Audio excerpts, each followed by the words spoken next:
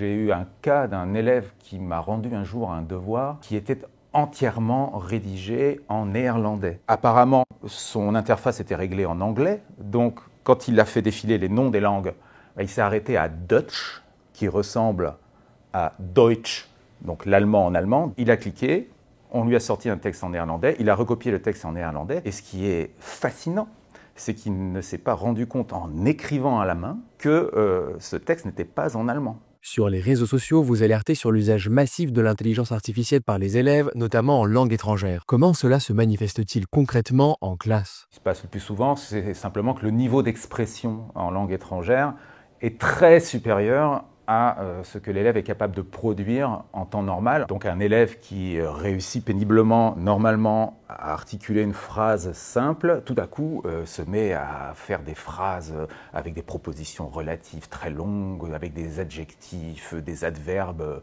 parfois assez rares. Si vous avez fait une série de cours avec des textes d'un auteur autour d'une thématique, je ne sais pas, l'amitié par exemple, vous pouvez avoir des devoirs qui vous parlent du thème, qui vous parlent de l'auteur, mais curieusement, ce ne sont pas justement les textes qu'on a étudiés en cours qui sont utilisés, mais d'autres textes de cet auteur. Soit les élèves sont dotés d'une culture remarquable, ce que je salue, soit on imagine bien ce qui s'est passé. Après, il y a des exemples d'usage très ratés d'intelligence artificielle. J'ai eu un cas d'un élève qui m'a rendu un jour un devoir qui était entièrement rédigé en néerlandais. Apparemment, son interface était réglée en anglais, donc quand il a fait défiler les noms des langues, il s'est arrêté à Dutch, qui ressemble à Deutsch, donc l'allemand en allemand. Il a cliqué, on lui a sorti un texte en néerlandais, il a recopié le texte en néerlandais, et ce qui est fascinant, c'est qu'il ne s'est pas rendu compte en écrivant à la main que ce texte n'était pas en allemand.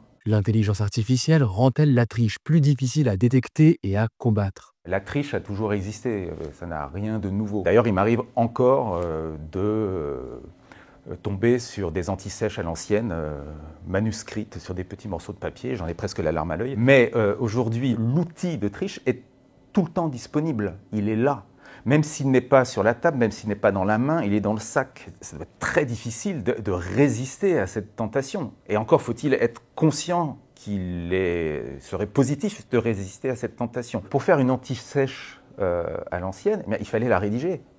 Il fallait écrire tout petit, choisir dans le cours ou dans ses manuels le vocabulaire qu'on allait essayer de retenir, des phrases types, des choses comme ça. Et le seul fait de rédiger son anti-sèche, ça pouvait suffire à apprendre sa leçon finalement. Après, il y a de la triche 2.0. Si certains élèves ont compris comment utiliser finement les outils d'intelligence artificielle, par exemple dans ChatGPT, on peut demander dans le prompt de produire un texte avec quelques erreurs, par exemple en allemand, mets-moi quelques petites erreurs de déclinaison. Si jamais dans le cours précédent, on a travaillé sur un sujet grammatical du genre les propositions relatives, mets-moi 3-4 propositions relatives dans le texte, mais avec une qui est un peu bancale. Nous, on lit ça et parfois on hésite, on ne sait pas trop comment prendre ce texte tout en soupçonnant quelque chose. C'est toujours extrêmement décevant et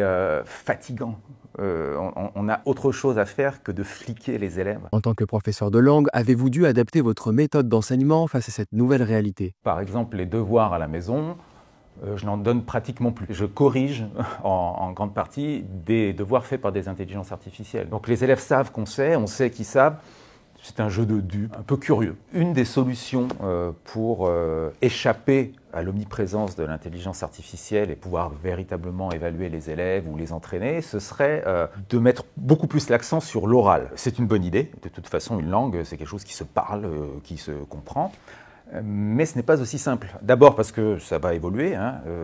Je suis sûr que d'ici 6 mois, 1 an, on va avoir des prothèses auriculaires qui vont permettre à des gens de répéter tout simplement ce que l'intelligence artificielle va leur susurrer. Mais aussi parce que si vous faites faire des exposés à vos élèves, l'exposé très souvent, pas toujours encore une fois, il a été fait par une intelligence artificielle. On voit bien que le niveau de ce qu'ils disent n'est pas leur niveau habituel et qu'ils butent eux-mêmes sur des phrases qui sont trop longues, trop complexes, des mots qu'ils ne connaissent pas, qu'ils ont vus pour la première fois quand ils ont lu la chose sur l'écran. Alors après, il y a des exercices qui sont faisables à deux, des exercices de conversation. Mais c'est plus difficile à mettre en place. Si on se trouve avec une classe à 35 élèves, ça devient effectivement très compliqué. Là. La réforme du bac de 2021, qui attribue 40% de la note finale au contrôle continu, ainsi que l'algorithme de Parcoursup qui intègre le classement des élèves dans la classe, renforce la pression scolaire sur les élèves. Cela favorise-t-il également l'usage de l'IA? Beaucoup sont obsédés par la note, qui est en quelque sorte une récompense à court terme. Un certain nombre de matières, dont par exemple les langues étrangères,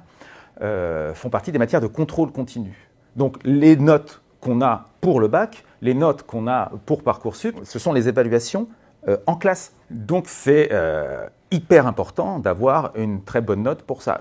Et le recours aux outils d'intelligence artificielle est hyper tentant, mais ça pose des problèmes assez graves. Imaginons une classe où certains élèves utilisent des outils d'intelligence artificielle et d'autres ne le font pas. Eh bien, ces élèves qui travaillent de façon classique et qui visent véritablement un processus d'apprentissage à long terme ou qui simplement sont honnêtes, eh bien, ils sont désavantagés. Et là, il y a un problème d'équité. Quelles sont les conséquences de l'usage massif de l'IA sur le niveau des élèves et sur leur capacité à progresser? Du point de vue de l'apprentissage, c'est dramatique. On ne peut pas apprendre comme ça, c'est pas vrai. Apprendre une langue étrangère, c'est apprendre par tâtonnement, essai, erreur, correction surtout. Donc si on utilise un outil d'intelligence artificielle, une prothèse cognitive, ça n'avance pas. On stagne. Et ça, pour un professeur dont le métier est justement de faire monter le niveau des élèves, c'est dramatique, c'est triste. Les professeurs de langue intègrent-ils eux aussi des outils d'intelligence artificielle dans leur enseignement? Les professeurs commencent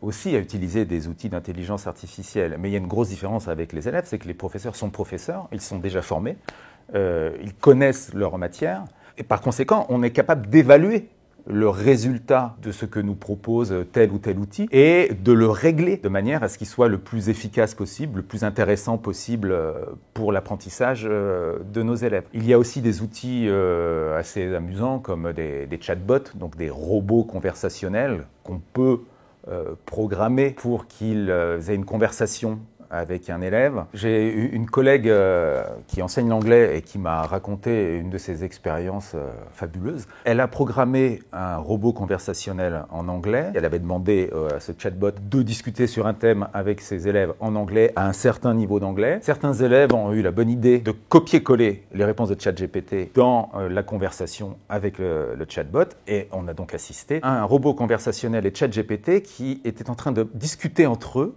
et qui se congratulaient de leur bon niveau d'anglais. Et ma collègue était à la fois fascinée, morte de rire et désespérée.